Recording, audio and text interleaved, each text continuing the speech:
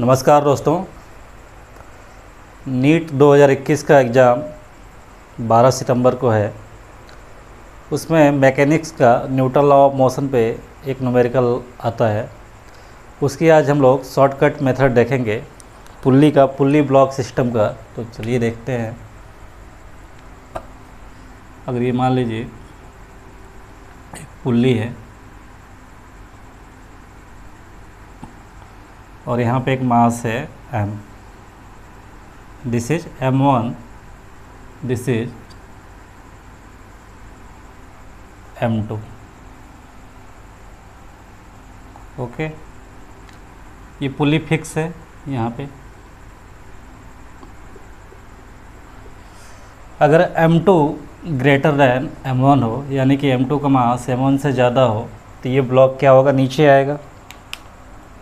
ये ब्लॉक हमारा नीचे आएगा विद एक्सेलरेशन a, और ये m1 क्या होगा, सेम एक्सेलरेशन से ऊपर जाएगा।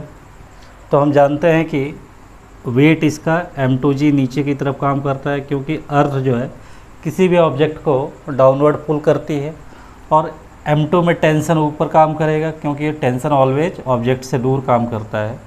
सिमिलरली m1g नीचे काम करेगा, ऊपर की साइड टेंशन काम करेगा। तो हम जानते हैं कि फोर्स इज इक्वल टू होता है मास इनटू एक्सेलरेशन। तो A इज इक्वल टू होगा F/A। तो सिंपली अगर एक फोर्स है और एक मास है तो A निकाल लेते हैं हम, लेकिन एक से ज़्यादा मास है तो यहाँ पे लिखेंगे net force divide by total mass, divide by total mass. तो एक्सेलरेशन देखिए एक लाइन में आंसर आ जाएगा। अब देखिए m2g इधर नीचे आ रहा है और m1g टेंशन की वजह से, इस टेंशन की वजह से m1 ऊपर जा रहा है। तो नेट फोर्स कितना होगा, नेट फोर्स हो जाएगा m2g minus m1g divide by total mass कितना होगा, m1 प्लस m2। तो A इज इक्वल टू हो जाएगा m2 minus m1 divide by m1 plus m2 into g. ये हमारा एक्सेलरेशन निकल के आ गया।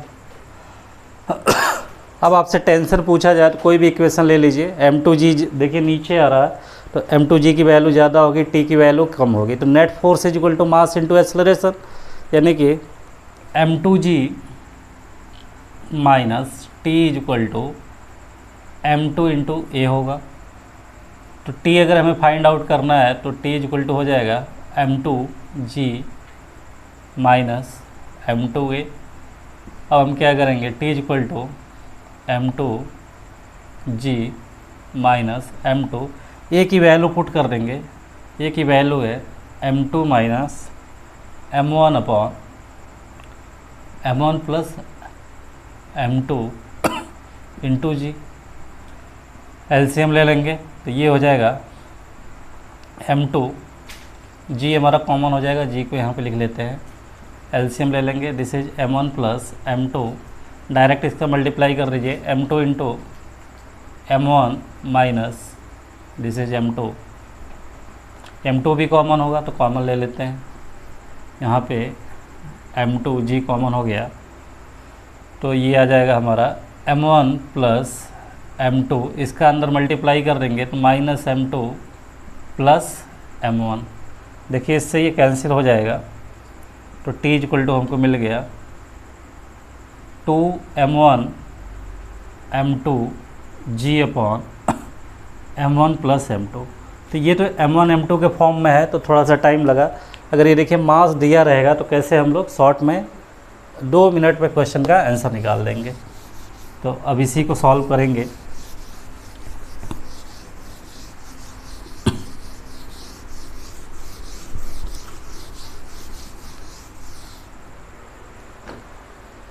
अगर मान लीजिए m1 का मास 5 kg है और m2 का मास 10 kg है, तो सबसे पहले आप एक्सेलरेशन निकाल लीजिए। नेट मास क्या होगा, 10g नीचे की तरफ काम करेगा 10g, और यहाँ पे 5g नीचे काम करेगा। लेकिन जैसे 10g नीचे जाएगा m1g ऊपर जाएगा, तो यानी कि नेट फोर्स कितना हो जाएगा 10G minus 5G divide by net मास 10 + 5, यानी कि A = हमको मिल गया 5G की वैल्यू 10 डिवाइड बाई 15, ये 3 टाइम्स और इससे ये कैंसिल हुआ, तो यानी कि 3.33 मीटर पर सेकेंड स्क्वायर हमको एक्सेलरेशन मिल गया। अब अगर हमसे टेंशन पूछा जा रहा है तो इक्वेशन रख देंगे 10G, देखिए 10G की वैल्यू 5G से ज़्यादा है, 10 की वैल्यू 5 से ज़्यादा है तो ये नीचे आएगा, तो टेंशन ऑलवेज ऑब्जेक्ट से दूर काम करता है, तो नेट फोर्स इतना इसमें हो जाएगा 10G माइनस T = 10A।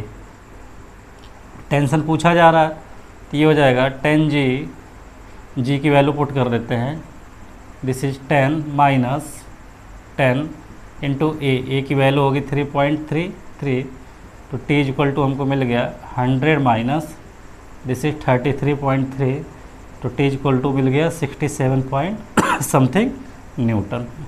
तो ये आपका आंसर आ गया। इससे आप बहुत कम समय में इस क्वेश्चन को सॉल्व कर सकते हैं। Thank you.